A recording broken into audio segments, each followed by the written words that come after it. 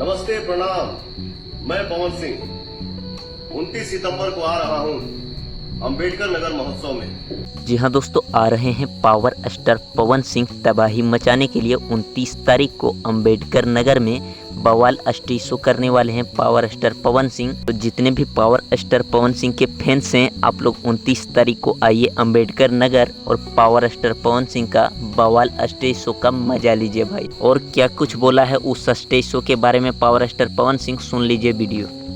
29 सितंबर को आ रहा हूँ अंबेडकर नगर महोत्सव में आप सबके साथ सेलिब्रेट करने।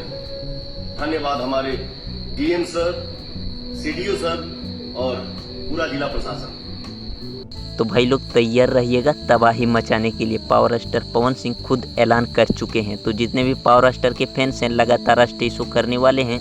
तो वीडियो अच्छा लगा तो लाइक कीजिए और चैनल पे नए भाई सब्सक्राइब कर लीजिए। थैंक्स फॉर वॉचिंग भाई, लव यू ऑल।